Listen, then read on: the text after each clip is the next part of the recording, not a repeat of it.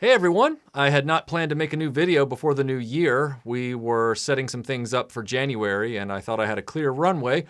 But you may recall that I did a video back at the beginning of the month about the situation with the Mattel Creations crowdfund of the WWE Arena, where the gentleman did not get the 2 exclusive Macho Man figures and then was sent Grizzlors. I wanted to give you guys an update on that because, lo and behold, there has been an update, and before the year is over, I didn't want this to carry over into next year. I wanted to kind of tie this up with a bow now. Here's the short version. So I put the video out, and after I put the video out, I started to get messages from people not only saying that they had not gotten their exclusive Macho Man action figures, but there are people that didn't even get the ring and just got a refund from Mattel. Like, they didn't even get the actual main item, which to me sounds like the whole rollout of the WWE Arena was some kind of crazy kerfuffle. But what was more interesting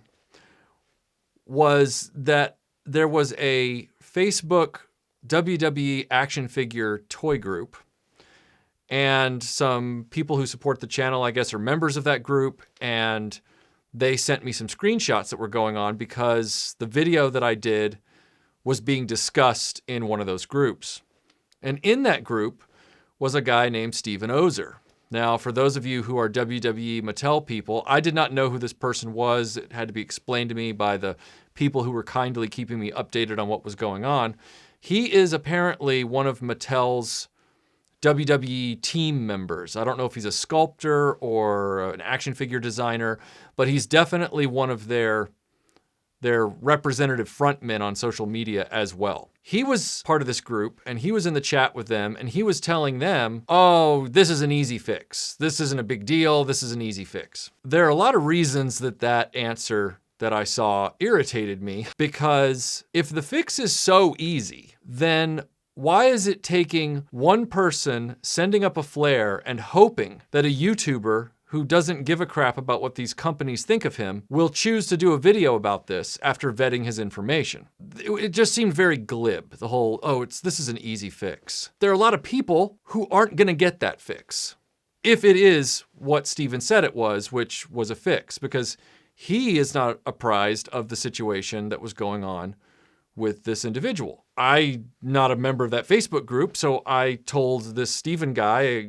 hey, if this is so easy, why is this guy in this situation to begin with? And why is Mattel Creations customer service failing at every level to assist with this allegedly easy solve? He called it easy solve is what it was. That got his attention. And, I said, you could have been asking me to put you in touch with this customer rather than, talking in the Facebook groups about it, because it's like, oh, this is an easy fix, and then whatever. And he was like, well, I left a comment on your video. It's like, I'm law of averages. This is not a brag. This is actually at times a real headache. Thousands of comments, every new video. So, or I guess hundreds of comments every new video, but thousands of comments every week that are getting peppered in on other videos as well. It's a lot to sift through.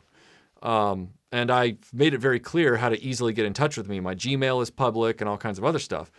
So I was like, no, look, I appreciate that you reached out via leaving a comment on a YouTube channel, like a YouTube video, but that's not the most efficient way to get in touch with a YouTube channel of a certain size. I said, look, send me a Gmail with your contact information. I'll send it to this guy. He said, okay. He did that. I immediately sent it on and connected the two of them. And then I went about the rest of my December. The customer got back to me and, he said,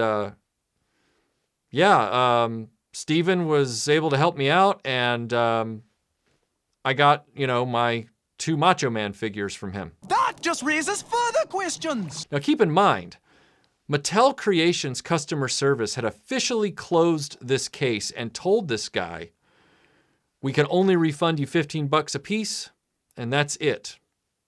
And you already sent back the Grizzlors, so I told this guy, Steven, when I sent him the message back saying that I would contact and connect him with the customer, I said, I don't know what your level of knowledge is about this situation or situations like this. I said, but as nice as it will be if you do pull off this David Copperfield magic trick and get this guy the action figures that your own company is saying are completely out of stock and there's no way to access them and too bad, that's going to be nice for this guy, but it's going to raise a lot of questions about how Mattel Creations is conducting its customer service and why there is this cascade of failure that's this bad. Because if it's that easy for this guy to just pull 2 exclusive Macho Man figures out of the air that are apparently there to send to a customer that's in dire straits, how did Mattel Creations customer service fail so badly at every step of the way, like the Titanic's countermeasures? Like,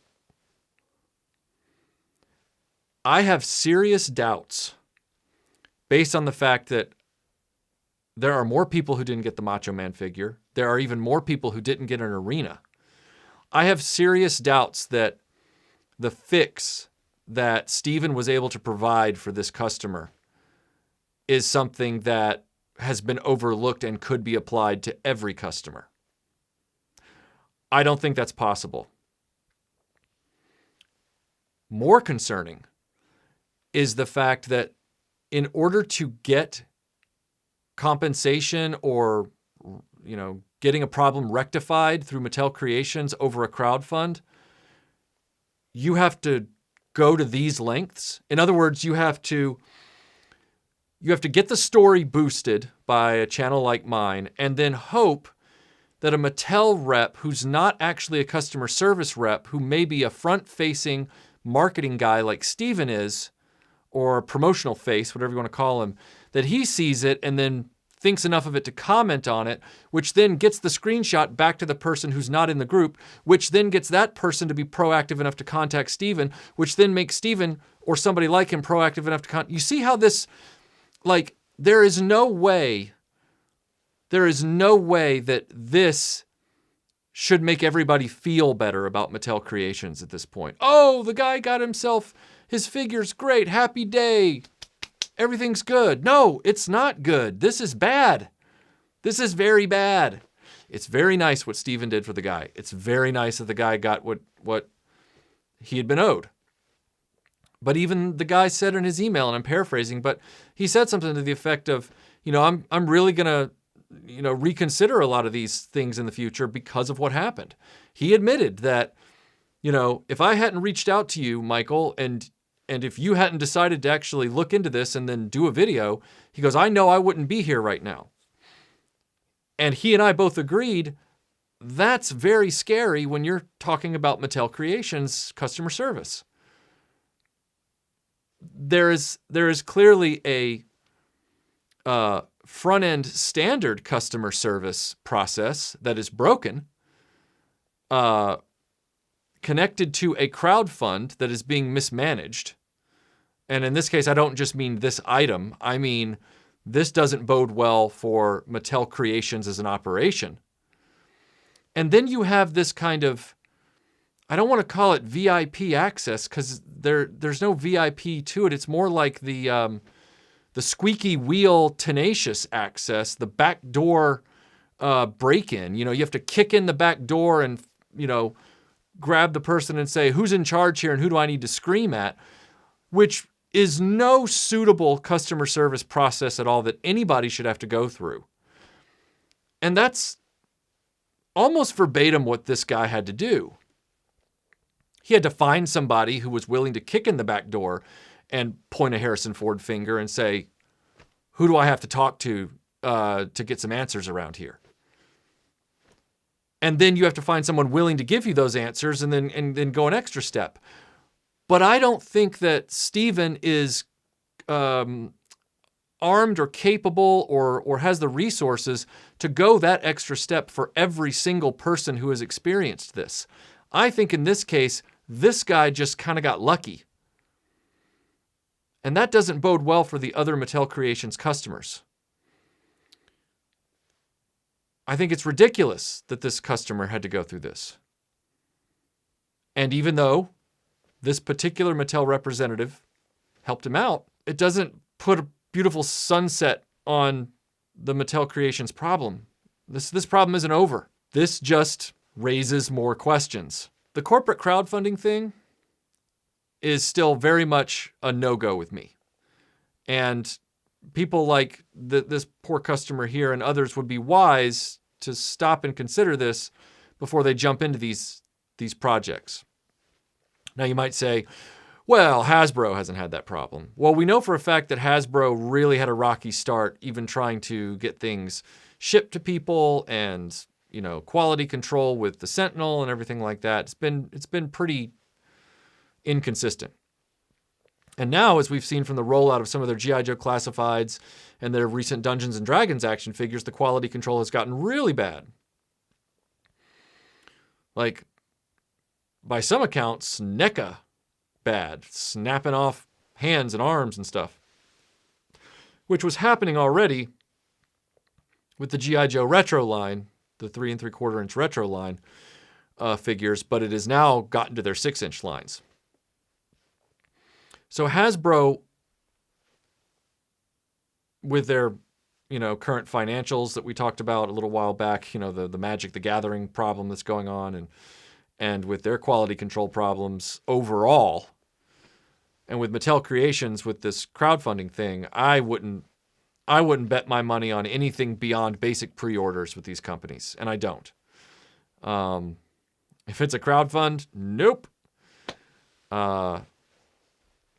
And if a customer has to go around his ass to get to his elbow to get, recompense for a botched order or missing items where the regular customer service process is completely dysfunctional, inept, impotent, and cannot help him or her, then it's the better part of wisdom or caution or whatever you want to call it to just stay away. Here there be dragons, or here there be monsters, depending on what map you're looking at. But yeah, wanted to give you guys that update. The customer got his action figures, but I didn't want you to walk away from that being like, oh, that's great. Because there's still questions that have to be asked. And I would like you to walk away with those questions and think a little bit about why was that necessary?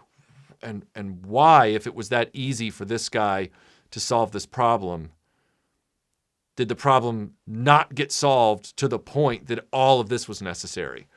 How did the cascading failure at Mattel Creations customer service happen? That's a really, really important question.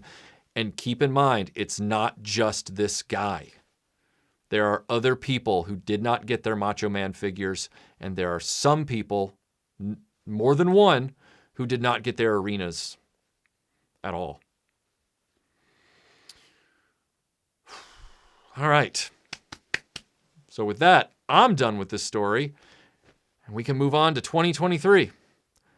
I'll see you in the new year.